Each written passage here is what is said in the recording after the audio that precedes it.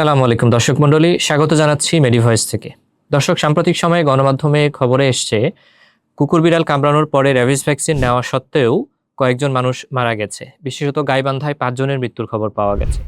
তো আজকে আমরা কথা বলবো এই বিষয়টি নিয়েই, ভ্যাকসিন নেওয়ার পরেও কি কি কারণ থাকতে পারে যার ফলে একজন মানুষ মৃত্যু পর্যন্ত হতে পারে।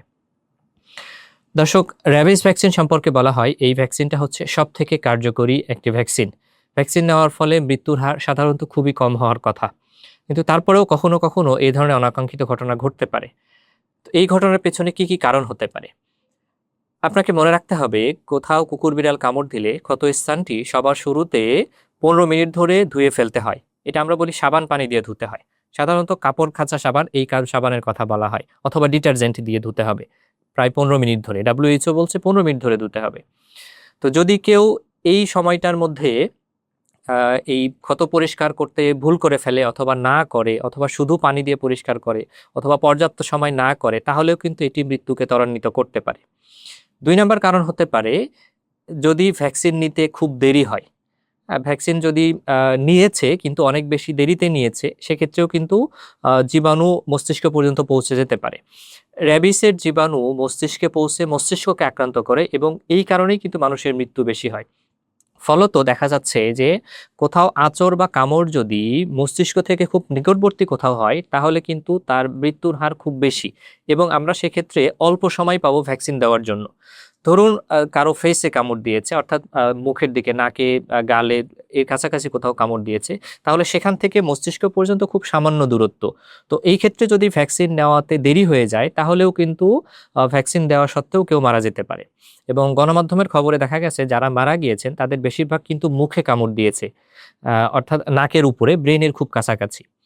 তো যাদের ক্ষেত্রে এরকম খুব কাছাকাছি কামড় দেয়, তাদের ক্ষেত্রে কিন্তু ভ্যাকসিন নেওয়ার পরেও আমরা এই শঙ্কা বা আশঙ্কাকে উড়িয়ে দিতে পারি না। তৃতীয় কারণ হতে পারে যে ভ্যাকসিনের পাশাপাশি যখন ক্ষত অনেক বেশি হয়, তখন ইমিউনোগ্লোবুলিন নিতে হয়। Anti rabies vaccine plus anti rabies immunoglobulin. WHO অনুযায়ী ক্যাটাগরি 3 বাইট যদি হয়, তো সেক্ষেত্রে রক্ত বের হয়েছে, অনেক বেশি কামড় দিয়েছে, সেক্ষেত্রে কিন্তু ক্ষত স্থানে ইমিউনোগ্লোবুলিন নিতে হয়। যদি কেউ এই ইমিউনোগ্লোবুলিন নিতে ভুল করে বা না নেয়, সেক্ষেত্রেও কিন্তু মৃত্যু ত্বরান্বিত হতে পারে। কারণ একটা র্যাবিস ভ্যাকসিন শরীরে দেওয়ার পরে এই ভ্যাকসিনের কার্যকারিতা তৈরি হতে বেশ কয়েকদিন লেগে যায়। ভ্যাকসিনটা তো মূলত এই র্যাবিসের জীবাণুটাকে ইনঅ্যাক্টিভেটেড, নিষ্ক্রিয় করে শরীরে প্রবেশ করানো হয়। আমাদের শরীরের ভেতরের নিজস্ব মেকানিজম এই জীবাণুর বিপরীতে আপনার অ্যান্টিবডি তৈরি করে। এই অ্যান্টিবডিগুলো র্যাবিসের জীবাণুগুলোকে মেরে ফেলে। তো এই অ্যান্টিবডি তৈরি হওয়ার প্রসেস সম্পন্ন হইতে কয়েকদিন লেগে যেতে পারে। তো এর আগেই যদি আপনার বড় ক্ষত হয়, অথবা জীবাণু অনেক বেশি পরিমাণে হয়, সেক্ষেত্রে কিন্তু জীবাণু আপনার মস্তিষ্ককে আক্রান্ত করে ফেলতে পারে। এরপরে আরেকটা কারণ হতে পারে যে জীবাণুর লোড অনেক বেশি, ক্ষতটা অনেক বেশি। এটা একটা কারণ হতে পারে। এছাড়াও হতে পারে আপনার ভ্যাকসিন সংরক্ষণের যদি ঠিক মতো না করা হয়, সেক্ষেত্রেও কিন্তু এই ধরনের দুর্ঘটনা ঘটে যেতে পারে। কিরকম? সাধারণত WHO গাইডলাইন অনুযায়ী 2 থেকে 8 ডিগ্রি সেলসিয়াস তাপমাত্রায় এই ভ্যাকসিন সংরক্ষণ করতে হয়। এই ভ্যাকসিন একবার বের করার পরে সিরিঞ্জে নেওয়ার পরে কিন্তু উইদিন 6 আওয়ার, 6 ঘন্টার মধ্যে দিতে হবে।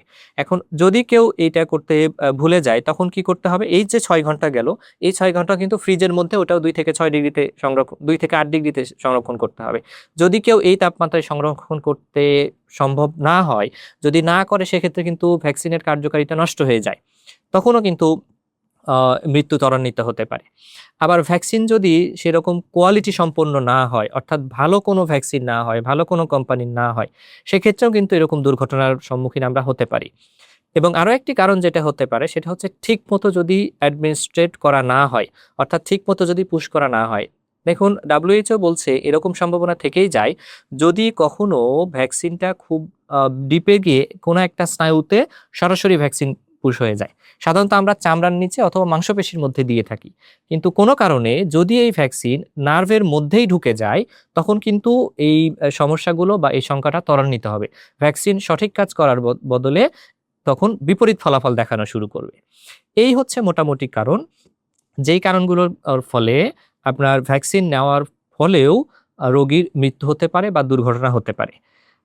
এছাড়াও আরো একটা কথা থেকেই যায়, 2015 সালে ভারতে একটা কেস এরকম রিপোর্ট করা হয়েছিল, একটা ঘটনা এরকম পাওয়া গেছে যে যার এই ওয়াশ করা অর্থাৎ দুর্ঘটনার পরে ওয়াশ করা, ভ্যাকসিন নেওয়া সবকিছুই নিয়ম মাফিক হয়েছিল, সবই হয়েছিল, তারপরেও রোগীকে বাঁচানো যায়নি।